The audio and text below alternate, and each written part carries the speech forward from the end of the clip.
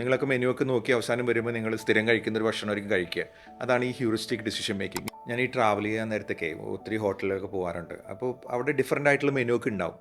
അപ്പോൾ ഭക്ഷണം കഴിക്കാനായിട്ട് നമ്മൾ മെനു എടുത്തിട്ട് നോക്കിയിട്ട് അത് വായിച്ച് വന്നിട്ട് അവസാനം ഓർഡർ ചെയ്യണത് നമ്മൾ സ്ഥിരം കഴിക്കുന്ന ഭക്ഷണം തന്നെയായിരിക്കും. ഞാൻ കുറേ നാളായിട്ട് ഇത് നോട്ടീസ് ചെയ്തു. അപ്പോൾ അതിനെക്കുറിച്ച് ഒന്ന് സെർച്ച് ചെയ്തപ്പോഴേ എനിക്ക് മനസ്സിലായത് ഹ്യൂറിസ്റ്റിക് ഡിസിഷൻ മേക്കിംഗ് എന്നുള്ളൊരു കാര്യത്തെക്കുറിച്ച്. അതായത് ബ്രെയിൻ ഏറ്റവും കൂടുതൽ 20% നമ്മുടെ എനർജി എടുക്കുന്നുണ്ട്. ഈ 20% എനർജി എന്ന് പറഞ്ഞാൽ കൂടുതൽ തന്നെയാണ്. അതിൽ കൂടുതൽ എടുത്തു കഴിഞ്ഞാൽ നമ്മൾ എക്സോസ്റ്റഡ് ആവും.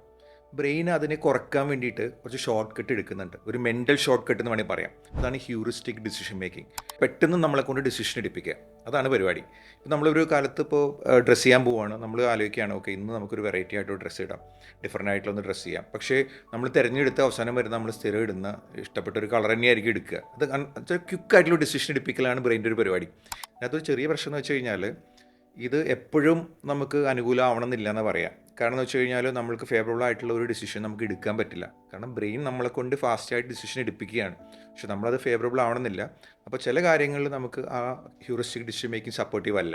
അവിടെ നമ്മൾ റേഷണലായിട്ട് ചിന്തിച്ച് സ്ലോ ആക്കിയിട്ട് ഡിസിഷൻ എടുക്കണമെന്നാണ് പറയാം. ഇൻട്രസ്റ്റിംഗ് ആണ്. ബ്രെയിൻ നമ്മളെ ശരിക്കും എന്ന് പറഞ്ഞാൽ ചീറ്റ് ചെയ്യുന്നൊരു പരിപാടിയാണെന്ന് പറയാം. പെട്ടെന്ന് ഡിസിഷൻ എടുപ്പിച്ച് നമ്മൾ ആ വഴിക്ക് വിടുക.